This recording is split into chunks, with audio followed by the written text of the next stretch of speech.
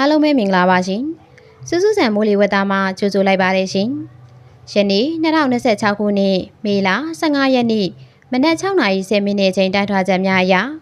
မင်္ဂလာပင်လယ်ော်အနောက်တောင်ပိုင်းနဲ့အနောက်အလယ်ပိုင်းတွေတွင်ဖြစ်ပေါ်နိုင်မည့်မုန်တိုင်းအခြေအနေကျွနေခံမှန်းချက်ကိုတင်ဆက်ပေးပါမယ်ရှင်တိုင်းထွာချက်အရလေဖိအားနည်းရပ်ဝန်းသည်တိတာတင်ရှားသောလေဖိအားနည်းရပ်ဝန်းအဖြစ်အကောင့်လာပြီးဆိုင်ကလုန်းမုန်တိုင်းအဖြစ်အကောင့်လာနိုင်မည်မဟုတ်တော့လေမေလ18ရက်နေ့တွင်မြောက်ဘက်အရှေ့မြောက်ဘက်သို့ဆက်လက်ရွေ့လျားပြီးလေဝဲဧရိယာသည်မြန်မာနိုင်ငံကမ်းရိုးတန်းနှင့်ဘင်္ဂလားဒေ့ရှ်နိုင်ငံဘက်သို့ပုံမကျဲပြန့်စွာဦးတည်လာနေပါသည်မြန်မာနိုင်ငံအတွင်းမိုးရွာသွန်းနိုင်မည့်အခြေအနေခန့်မှန်းချက်မေလ16ရက်နေ့မှ26ရက်အတွင်းတနင်္သာရီတိုင်းမွန်ပြည်နယ်ကရင်ပြည်နယ်ဧရာဝတီတိုင်းရန်ကုန်တိုင်းနှင့်ရခိုင်ပြည်နယ်တောင်ပိုင်းတို့တွင်မိုးသက်လေပြင်းများနှင့်အတူမိုးသည်ထန်စွာရွာသွန်းနိုင်ခြေလွန်မြင့်မာပါသည်24နာရီမိုးရေချိန်50မီလီမီတာမှ100မီလီမီတာအထက်ထိရွာသွန်းနိုင်ပါတယ်။ပဲခူးတိုင်းနဲ့ရခိုင်ပြည်နယ်မြောက်ပိုင်းတို့တွင်မိုးအထင်အမှာနေရာကွက်ကြားမိုးသည်ထန်နိုင်ပါတယ်ရှင်။မြန်မာနိုင်ငံအလယ်ပိုင်းဒေသများဖြစ်သောမန္တလေး၊မကွေး၊စကိုင်းတို့တွင်မိုးရေချိန်30မီလီမီတာမှ60မီလီမီတာဝန်းကျင်ကန့်သာရှိသဖြင့်မိုးအထင်သာရွာသွန်းနိုင်သည့်အနေအထားရှိပါတယ်။မေလဒုတိယပတ်အတွင်းမိုးရွာသွန်းမှုနေရာကွက်ကြားသာရှိနိုင်ပြီးမိုးနှဲနိုင်တော်လေ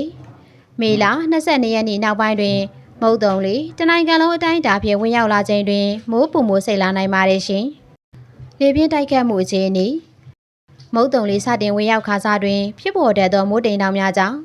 ကုန်းတွင်းပိုင်းဒေသများ၌လေပြင်းတိုက်ခတ်ခြင်းများဒေသအလိုက်ဖြစ်ပေါ်နိုင်ပါသည်မေလတတိယပတ်အတွင်းဘင်္ဂလားပင်လယ်အော်အတွင်းရှိလေဖိအားနည်းရပ်ဝန်းပုံမှုအားကောင်းလာပါကကမ်းရိုးတန်းတစ်လျှောက်တွင်လေတိုင်နှုန်းတနာရီ35မိုင်မှမိုင်90ထိရှိလာနိုင်ပါတယ်။အပန်းဖြေကမ်းခြေများအတွက်သတိပေးချက်မေလ23ရက်ကနေ19ရက်အတွင်းဧရာဝတီတိုင်းကအပန်းဖြေကမ်းခြေတွေဖြစ်တဲ့ငွေဆောင်၊ချောင်းသာနဲ့ငရုတ်ကောင်းဒေသအတွက်မိုးလေဝသခန့်မှန်းချက်အနေနဲ့ပင်လယ်ကမ်းရိုးတန်းဒေသတွေဖြစ်တာကြောင့်ကုန်းတွင်းပိုင်းထက်မိုးနယ်လေးအရှိန်ပိုပြင်းထန်နိုင်ပါတယ်။ငရုတ်ကောင်းကမ်းခြေဟာအခြားကမ်းခြေနှစ်ခုတည်းပို့ပြီးတောင်ဘက်ကျကပင်လယ်ပြင်ကတက်လာတဲ့မိုးတိုင်တိမ်တွေနဲ့ပုံမိုးထိတွေ့နေရပါတယ်။ဒါကြောင့်ငရုတ်ကောင်းမှာမိုးရေချိန်ပိုများနိုင်ပြီးတပတ်စာစုစုပေါင်း150မီလီမီတာကျော်ထိရှိနိုင်ပါတယ်။ဝေဆောင်နဲ့ချောင်းသာမှာလည်းမိုးရွာရက်ပိုများပြီးနေ့စဉ်နီးပါးမိုးသည်ထန်စွာရွာသွန်းနိုင်ပါတယ်။ဘင်္ဂလားပင်လယ်အော်အတွင်းကလေဖိအားနည်းရပ်ဝန်းအရှိန်ကြောင့်လှိုင်းအမြင့်ဟာ10ပေကနေ12ပေဝန်းကျင်အထိရှိနိုင်ပါတယ်။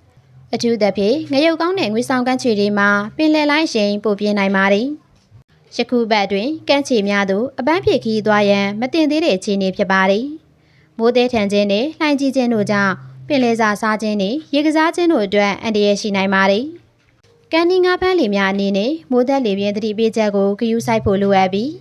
ပင်လယ်ပြင်အတွင်းလှိုင်းလေအခြေအနေကိုအမြင့်မပြတ်စောင့်ကြည့်သင့်ပါတယ်။မုန်တိုင်းငယ်မှမုန်တိုင်းမှဆိုင်ကလုန်းမုန်တိုင်းဖြစ်ပေါ်လာနိုင်ချိန်ထိစောင့်ကြည့်ပြီးမုန်တိုင်းအချိန်တက်ရောက်မှုကြောင့်ဖြစ်ပေါ်နိုင်မဲ့မိုးလေဝသသတင်းများကိုအချိန်နဲ့တပြေးညီတင်ဆက်ပေးသွားပါမယ်လို့ပြောကြားရင်းဒီကနေ့မိုးလေဝသသတင်းတင်ဆက်ခြင်းကိုဒီတင်မဲ့ရန်နာလိုက်ရပါတယ်ရှင်။